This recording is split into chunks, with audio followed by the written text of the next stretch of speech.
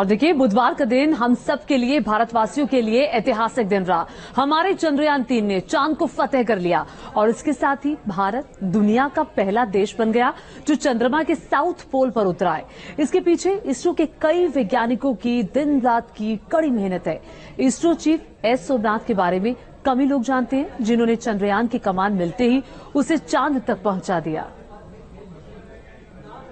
10, 9, 8, 7, 6, 5, 4, 3, 2, 1, 0.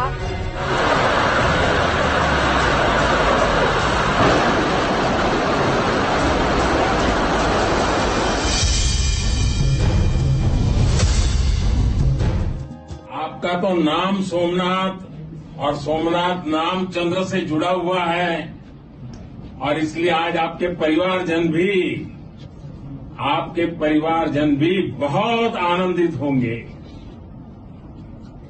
मेरी तरफ से आपको, आपकी पूरी टीम को बहुत बहुत बधाई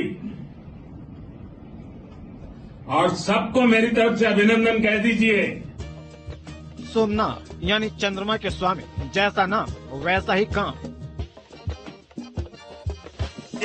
ऑन द मून, जिनकी मुरीद पूरी दुनिया होगी, जिन्होंने चंद्रयान 3 को चांद की जमीन पर ला खड़ा किया,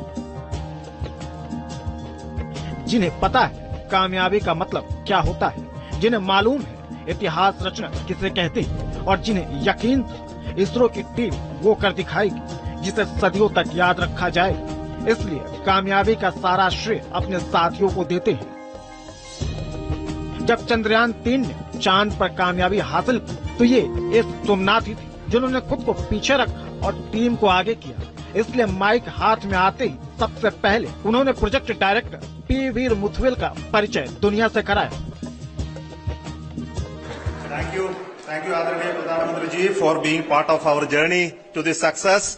And let me take this opportunity to thank the people behind this mission. The project director of Chandrayaan 3, he is here. Veera Muthwil, congratulations to you. इस बीच पीएम मोदी का जब कॉल आता है तो मंच टीम को सौंप देते हैं। फिर पीएम मोदी का संदेश अपनी टीम के साथियों को भी देते हैं।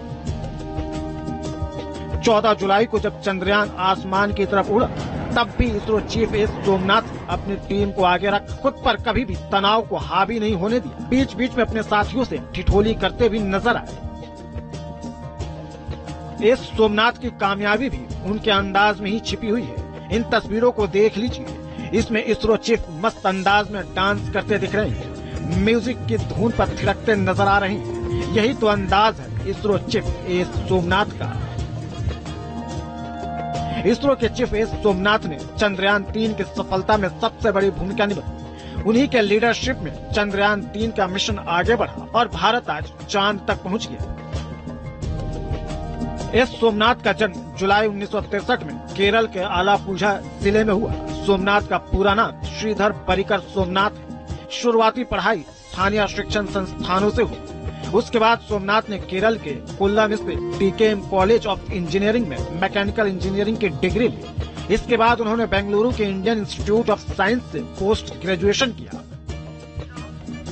चंद्रयान 3 की कामयाबी इसलिए भी अहम है क्योंकि चंद्रयान 2 की नाकामी के बाद सोमनाथ ने इस चुनौती को स्वीकार किया और 4 साल के अंदर ऐसी टीम खड़ी कर दी जिसने चांद पर तिरंगा लहरा दिया। And all of you know it is not an easy task at all. It's a work of last so many years. Maybe for Chandrayaan 3 it's a work of last 4 years, but for Chandrayaan 2 that was a work of many years back. And the learning that we got from Chandrayaan 2 of our unsuccessful attempt to soft land has really helped us in perfecting the methodology and also to have large number of experiments tests to prove the process of landing. S Somnath के career की बात करें तो उन्होंने अपने career की शुरुआत साल 1985 में इसरो के विक्रम साराभाई अंतरिक्ष केंद्र से की। यहाँ उन्होंने पीएसएलवी प्रोजेक्ट में डायरेक्टर एपीजे अब्दुल कलाम, जो बाद में देश के राष्ट्रपति बने, उनके साथ काम करने का मौका मिला। जो आगे चलकर इस सोमनाथ के गेम चेंजर साबित हुआ। PSLV को डेवलप करने में सोमनाथ का खास योगदान रहा है। इस सोमनाथ मानते हैं कि चंद्रयान 3 का मिशन बहुत मुश्किल था, लेकिन जो काम आसान हो उसमें मजा कहाँ आता है। इस सोमनाथ ने इसरो के अध्यक्ष के पदभार को जनवरी 2022 में संभाला था। उन्होंने कई महत्वपूर्ण परियोजनाओं में काम किया है, जिनमें चंद्रयान 2 और गगनयान शामिल। इसरो के लगभग सभी मिशनों में सोमनाथ की अहम भूमिका रही है। देश के इस महान वैज्ञानिक को सैल्यूट। Team news nation. और आइए बाकी